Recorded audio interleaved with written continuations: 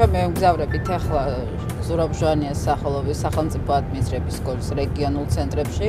ამ ცენტრებში მიმდინარეობს სახელმწიფო ენის სწავლება ეთნიკური უმცირესობების წარმომადგენლებისთვის, რომლებიც დასაქმებული არიან საჯარო სექტორში. მანძილი საკმაოდ დიდი არის. მისია ზუსტად ეგ არის, რომ რაც შეიძლება ფართედ დაფარვა ჰქონდეს გეოგრაფიული დაფარვა იმ პროგრამებს, რომელ პროგრამებსაც უზრუნველყოფს ჩვენი სკოლა.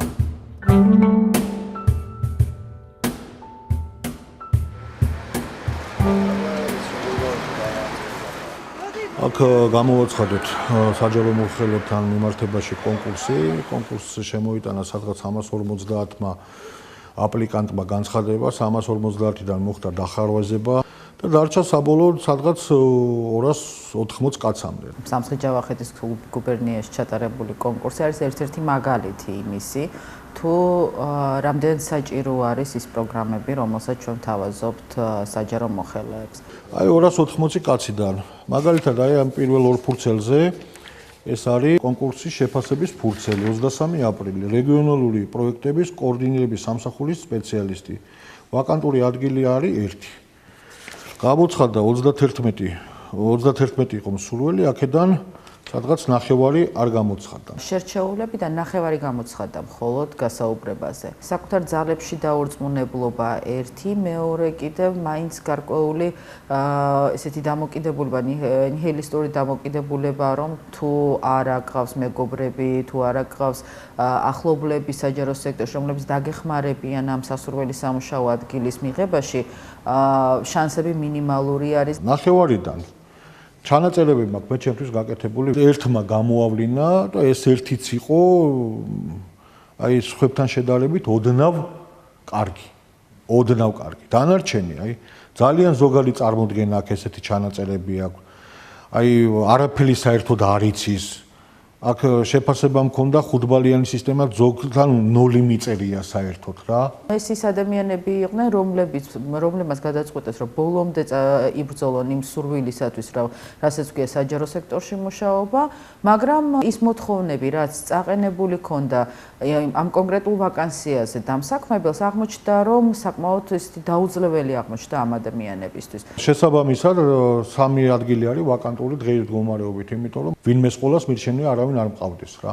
ზუსტად აქ არის ჟვანიას სკოლა და ჟვანიას სკოლის უნიკალურობაც აქ ჩანს, რომ ის პროგრამები, რომელსაც ჩვენ ვთავაზობთ, მორგებული არის და გამიზნული არის ზუსტად ასეთი შემთხვევებისთვის. დღესდღეობით 4 ძირითადი პროგრამა არსებობს საჯარო მმართველობის კუთხით, ეს გახლავთ საჯარო ფინანსები და აუდიტი, ეს გახლავთ სახელმწიფო შესყიდვები, საჯარო ორგანიზაციების მენეჯმენტი და ადამიანური რესურსების მართვა და ადმინისტრირება. იმ შემთხვევაში, თუ კი პოტენციურ მსმენელს აქვს ენის ბარიერი, ამ მიმართულებითაც გვაქვს ჩვენი მეთოდოლოგია შემუშავებული. ანუ 2 საკმაოდ საინტერესო პროგრამა სახელმწიფო ენის შესწავლის მხრივ არის უზრუნველყოფილი 8 რეგიონში. აქედან 2 არის სამცხე-ჯავახეთში, ხოლო 5 ქვემო ქართლში და 1 კახეთში.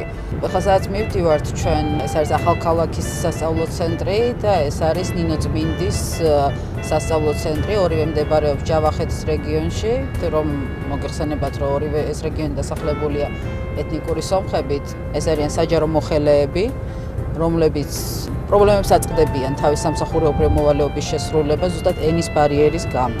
ჩვენი პროგრამები ვცდილობთ, რომ ეს ბარიერი მოუხსნათ მათი საქმიანობა უფრო ეფექტური გავხადოთ და შესაბამისად მათი ეფექტური მუშაობა კიდე რას მოგცემს იმ მოსახლეობის გაუმჯობესებულ ყოფას, გაუმჯობესებულ ყოველდღიურ ცხოვრებას, ვისაც ეს მოხელეები ემსახურებიან. ახალქალაქი მთიანი რეგიონია და წელიწადის ყველა დრო აქ ძალიან ლამაზია. ზამთარში ჯავახეთში ძალიან ცივა. ჰაერის ტემპერატურა იწევს -25 გრადუსამდე. ზამთარი ჯავახეთში გრძელდება 6 თვე. ყველაფერი დაფარულია თოვლით, მთები, ბარები, ბარი, სახლები და სხვა. ამ ჯგუფში ძირითადად ახალქალაქის რეგიონის სკოლის ადმინისტრატორები სწავლობენ. ყველაზე დიდი პრობლემა, რაც ამ ხალხს აწუხებს, ეს არის მათი ტრანსპორტირება. მიდის მუშაობა გამგეობის თანამშრომლებთან, თვითმმართველობით ორგანოებთან, რათა ეს პრობლემა მოგვარდეს. სოფლებიდან უწევთ ჩამოსულა, შორის სოფლებიდან და ზოგიერთ 60 ლარიც კი ეხარჯება კვირის განმავლობაში. ცენტრში 3 მაღალკვალიფიციური პედაგოგი მუშაობს, რომლებიც კონკურსის საფუძველზე იყვნენ შერჩეულები. მათ გაიარეს მეორე ენის სწავლების შესაბამისი ტრენინგი. შემოდგომის პირველი თვეა სექტემბერი. დღეს მდგომარეობით ახალქალაქის რეგიონულ სასწავლო ცენტრში 114 საბაზისო კურსის მსმენელი არის დარეგისტრირებული და სწავლობს. ჟვანიას სკოლა ძალიან ბევრს ნიშნავს ჩემთვის, იმიტომ რომ იქ გავიარე ამ წელს ადამიანური რესურსების მართვა და საქმის წარმოება.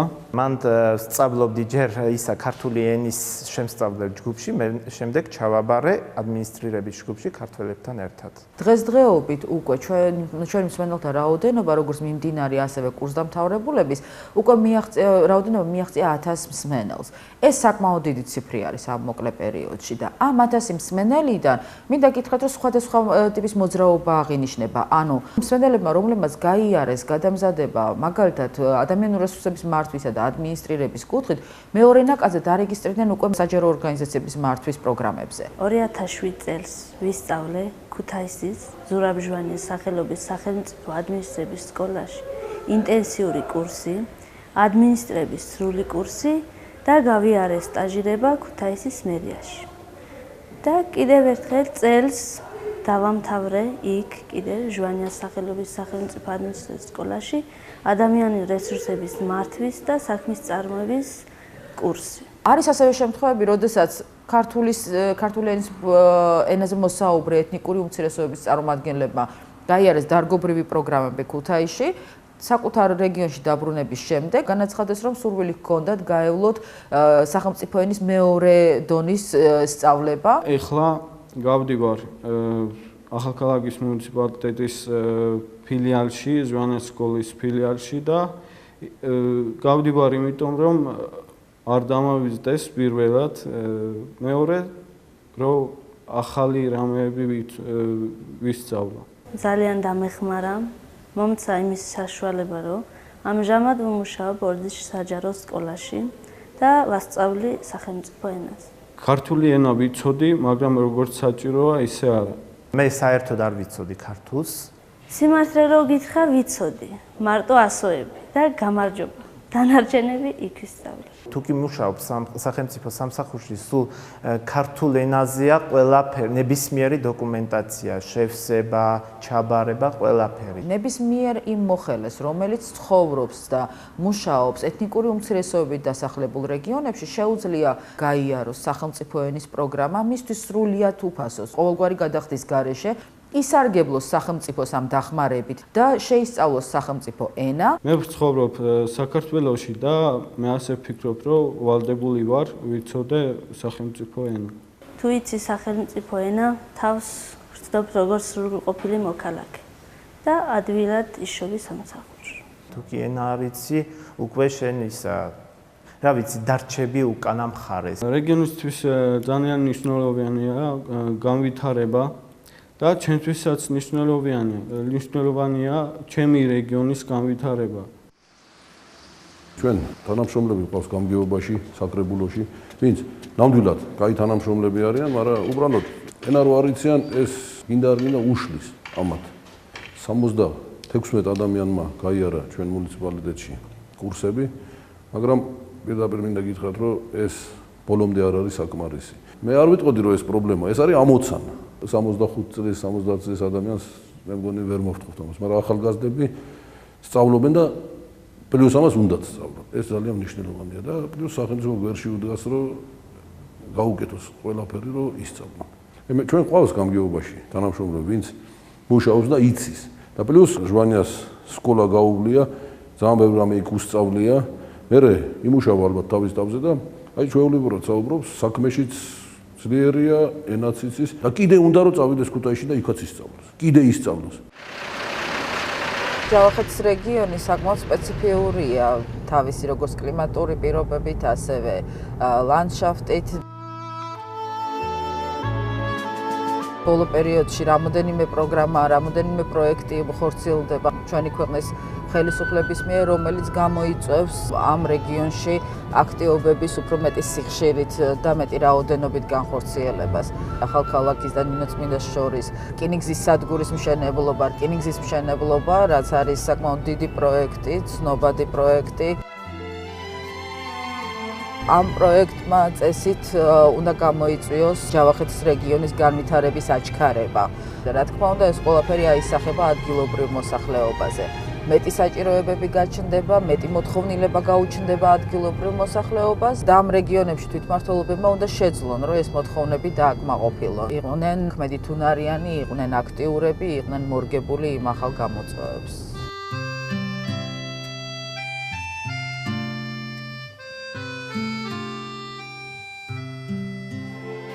აბა წაიკითხენ დავალება. ის არის გიორგი. ის არის 7 წლის. მისი და არის სოფო. სოფო არის 6 წლის. დედამისი არის ანა. ის არის 35 წლის.